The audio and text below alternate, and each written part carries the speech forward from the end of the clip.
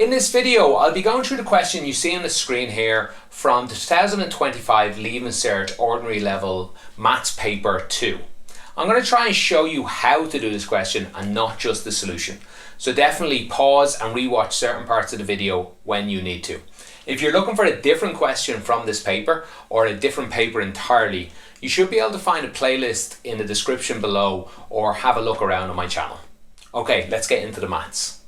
For question 5, we don't really have to read the question. Everything we need to know is here, and what they're asking us is here. They've left an A, a B and a C here. We just want to fill in all these angles. The one thing we needed to know from reading it was that these two lines here are parallel. That's the only important thing.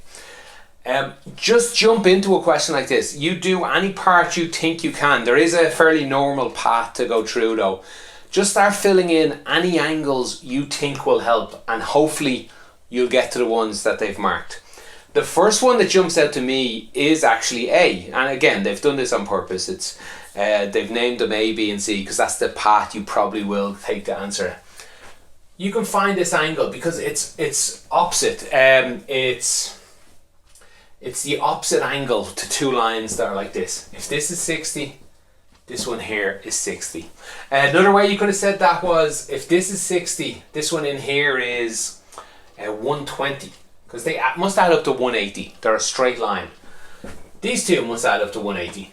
That's a straight line. Well, that's the reason these two are the same. Okay, what next? There's a couple of things that would jump out at me here. We could find the angle here, or we could find the angles down here. I'm going to do this one just because that's where they have a B. So that's the path they want us to take. What is this angle? It must add up to 180 when we add all three of these together.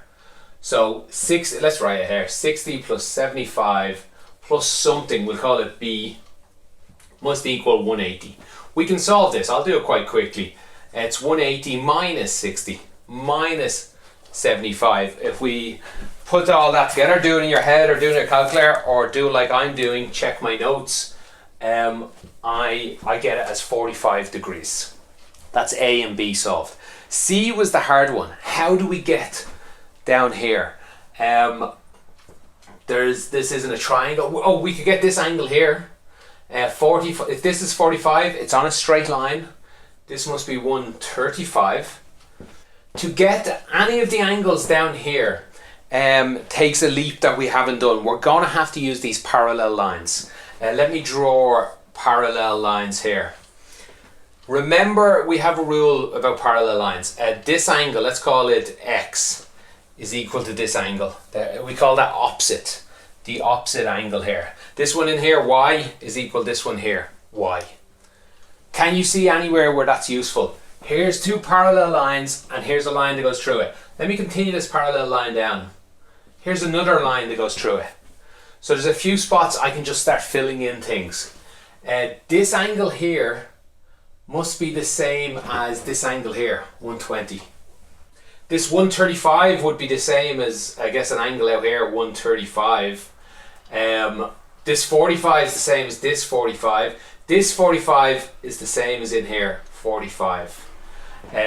We could get 120. This is now 120 for the opposite part. These are on a straight line, so this is 60, or this 60 and this 60 are opposite. We're filling in pretty much all of them. There's a couple of paths then to get to this one down here. I'll take the simplest one, 40, 120, that adds up to 160. There's 20 left over. That has to be 20 down there. If you're wondering, the other way you could have got there is a bit sillier. 40, 75. I would know this big angle down here must be now 65. 40 plus 75 plus 65 is 180. I knew this was 45. That's 20. Should be able to fill everything in this question. Obviously, they just asked for A, B, and C though. I know I didn't write much there, so hopefully you understood all that. Play it again, watch it back slower, watch it back faster. But of course, ask me questions in the comments and I'll do my best to help. If you are finding my videos useful and would like to help the channel out, on top of liking and subscribing, probably the best thing you could do is to tell other people doing the exam about my channel. maybe you could share this video in a class WhatsApp group. Then if you feel I've really deserved it and you would like to buy me a coffee, you could become a member on YouTube or on Patreon. You should find links to that in the description below. In part B, they give us this new triangle, new drawing. We have 5, this length from here to here is 5, this is 9. These are right angles here in the center. Another thing that's missing from the information is they told you this was an isosceles triangle. That means this length must equal this length. Also this angle must equal this angle. That'll be important a little later. For part 1, for part 1, they want to know the length from A to D. Let's call that X for now. They want to know X, and they give you a tip to use Pythagoras theorem. Let me just draw the left triangle. Hopefully you see it already, but let me just make it obvious. That's a right angle triangle. That's 5. That's 9. And they're asking about this side. This is perfect for Pythagoras theorem. Remember what Pythagoras theorem is. It's the longest side, 9 in this case, squared, must equal the other two sides, 5 squared plus x squared. We can solve this, just one unknown. We can rearrange things, get x on its own and solve this. Let's clean it up first. 9 by 9 is 81. 5 by 5 is 25 plus x squared. Let's move the 25 over. We get 81 minus 25 equals x squared. What is that? That is 55, I think. Yeah, okay, 55 is equal to x squared. Next, how do we get rid of this square? We square root both sides. That will destroy the square here.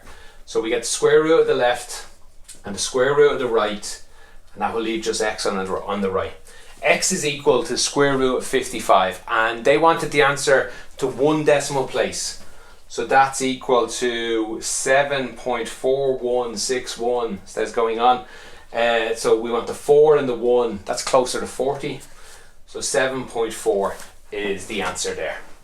Then for the final part B, part 2, it's quite difficult. They're asking you to show that the triangles ABD, that's, I have them written here, ABD is congruent to ACD. Let's put these in first of all, A, B, D and C.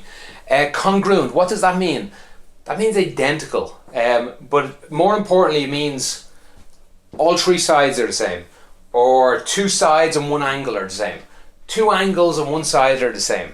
Hopefully you remember this from studying. Congruent, we show something's congruent by showing it has 3 things in common. Let me draw these again. Let me use this picture here, but I'll make a little space between them. This is ABD, this is ABD, this is ACD. How do we show they're the same? We need to show 3 things are the same. First of all, 9 and 9. Let's write this out actually a bit better. We'll say AB is equal to AC. You don't have to do this, although it will help the examiner a lot. What I'm saying here is, I'm saying this length equals this length. And you could just write, and you'd like to give a reason for everything. The reason here would just be both 9. They're both equal to 9. That'd be perfectly okay. We want to find 3 things that are the same. Next one I would say is the same is AD. AD and AD. They're the same. Because, hell, they are the same. They're both, they share it. We could even just write same. That's definitely the same. What else? The next one that'd be really obvious, I think, would be ABD, the angle. The angle ABD. This angle in here must equal this angle here. That's the angle ACD. And why is that? It's because they're isosceles triangle. And that's 3 things. You could also say that the length BD is equal to the length BC. And that's true because they're an isosceles triangle as well. Can I see any other ones? I guess you could say this angle equals this angle because they're isosceles triangle. We missed a very obvious one then. The angle ADB is equal to the angle ADC because they're both right. They're both 90. They're both 90 degrees. So there's lots of reasons. You just need 3 of these. Let's take my first three. Side, side, angle. So I'd say SSA. That's enough to show something's congruent.